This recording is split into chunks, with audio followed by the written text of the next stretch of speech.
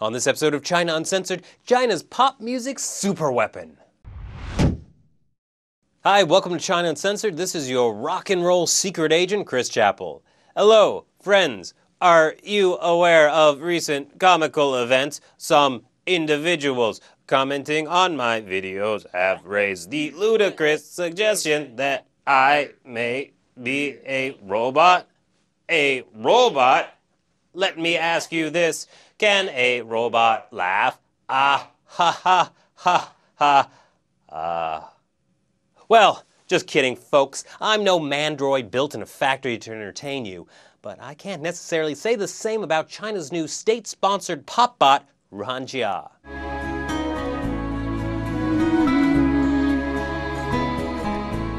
I'm Ruhan. I'm a classical trained soprano who loves singing pop and Chinese opera. Whew. They sure can build them these days. Them joints didn't even squeak or nothing.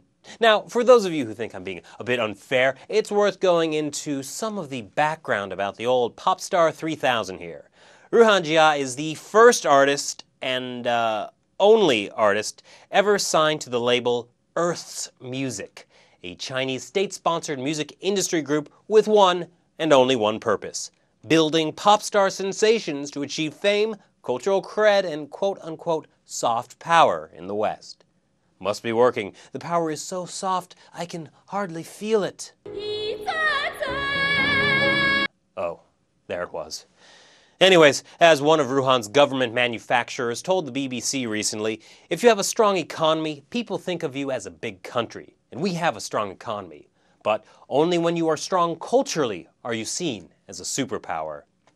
You've got to admire people who are in it for the sheer love of their art form.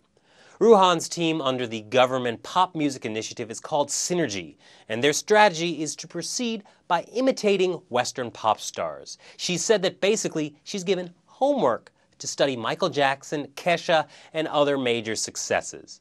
Oh, I'm sorry, I mispronounced that. It's Kesha with a $sign. So all Ruhan has to do is artificially reproduce the formula and become beloved by millions. Easy, right?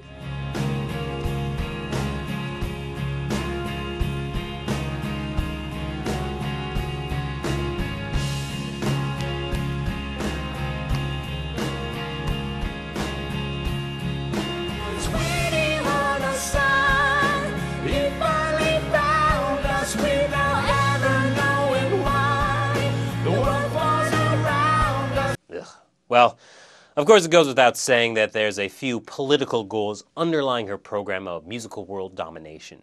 Ruhan has described herself as in line with the image of the Chinese government, which is, about sunshine. Well, yes, obviously.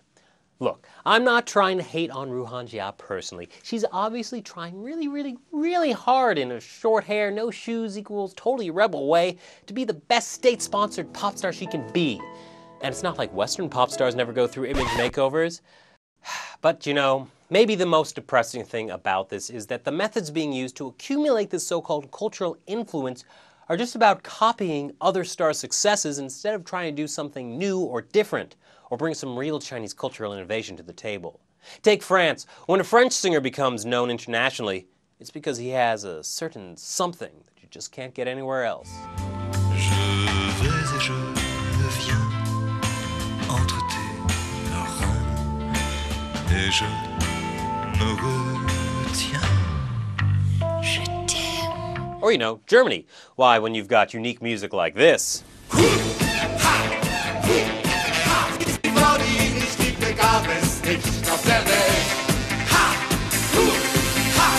Make me break out in cold sweat like that, I'll be certain to bow to your soft power, whatever you say. And then, there's Japan.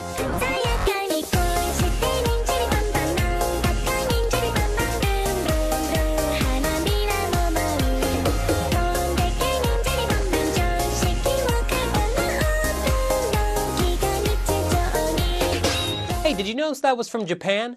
Your nightmares will remind you. Always. Anyway, the point is that in 5,000 years of Chinese history, there is more than enough cultural uniqueness and diversity to create really memorable modern performances. But censorship, political repression, and artificial government cultural power propaganda programs aren't the way to achieve real influence. Now, last week I talked about how delegates to the CPPCC were up in arms over the fact that they couldn't create a TV show as popular as Korea. And just like Ruhan, with all the top creative minds of the party racking their brains, some magic can happen. I believe we have footage of that happening right now. By your powers combined, I am Captain She. Looks like the creative juices sure are flowing, just as long as they keep these few little restrictions in mind. According to March 30th, 2011 directive by the State Administration for Radio, Film, and Television, the program should not contain fantasy, time travel, random compilations of mythological stories, bizarre plots, absurd techniques, propagating feudal superstitions, fatalism, reincarnation, ambiguous moral lessons, and lack of positive thinking. Well, that's all I've got to say. Let's go back to Ruhan once more for a rebuttal. I am like an infant. I am maturing gradually. Soon I will have all my faculties.